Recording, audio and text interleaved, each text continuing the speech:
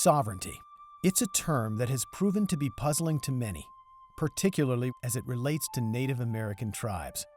In fact, not even an American president could provide a solid explanation.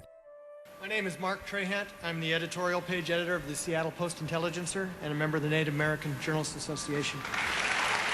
Mr. President, you've been a governor and a president, so you have a unique experience looking at it from two directions.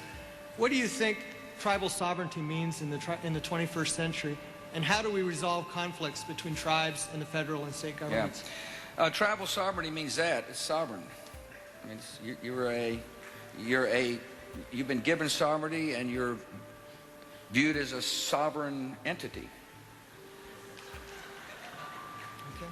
And therefore, the relationship between the federal government and tribes is one between sovereign entities. Independent print and broadcast journalist Mark Trahant, who is a member of Idaho's Shoshone-Bannock tribes and has been reporting on Native American issues since the 1970s, remembers that answer vividly. He said that you've been given sovereignty. I think that's a fundamental mistake and unsettling for any president to say, because it ignores the history that sovereignty predates the United States and that tribal governments possess it from time immemorial. Sovereignty starts with the individual citizen who then lends that to a government. In our case, tribal communities that have been around in North America for tens of thousands of years lent that to tribal governments who then lent that to the United States. And same with citizens of the United States, they lend their sovereign right to city, county, state, federal. It's something that people grant, not the government giving it to anybody.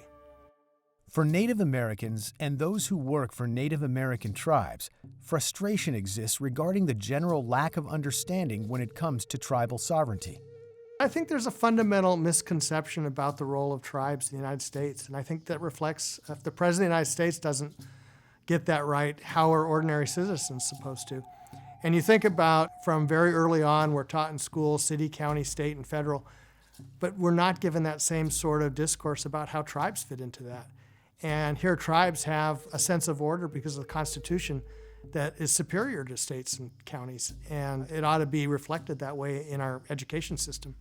Not having an educated sense of how tribes fit into the overall picture has been particularly noticeable in Santa Barbara County, home to the Santa Ynez Band of Chumash Indians. At a January 13, 2015 Santa Barbara County Board of Supervisors meeting, 4th District Supervisor Peter Adam went so far as to suggest repealing tribal sovereignty. I think we should maybe be asking to revisit the whole reservation system. I think it's I think inadvisable to have sovereign inholdings in the middle of our nation. The relationships we have with Santa Barbara County haven't been easy over the years. I think individuals within the county government don't really have the understanding of tribal sovereignty.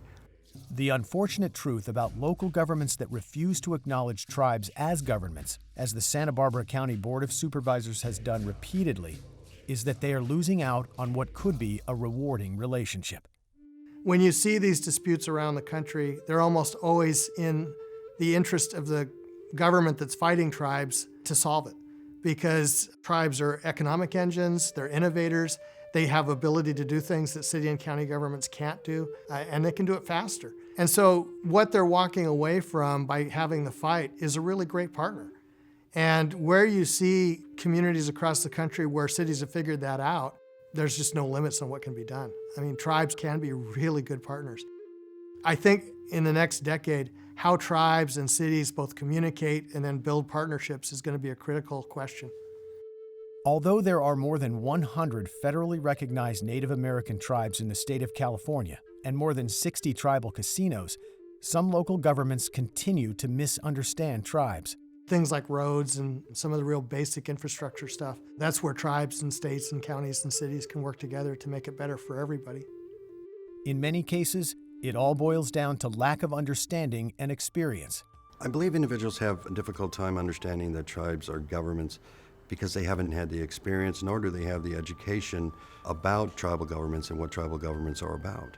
The most important thing that folks need to know about tribal sovereignty is that tribal sovereignty works. If you look at the economic data, and Harvard has a great program that does just that, the tribes that have really deep commitment to sovereignty have the best results in terms of education, in terms of economic development, in terms of protecting religion. All of those things come together because tribal sovereignty is an effective tool.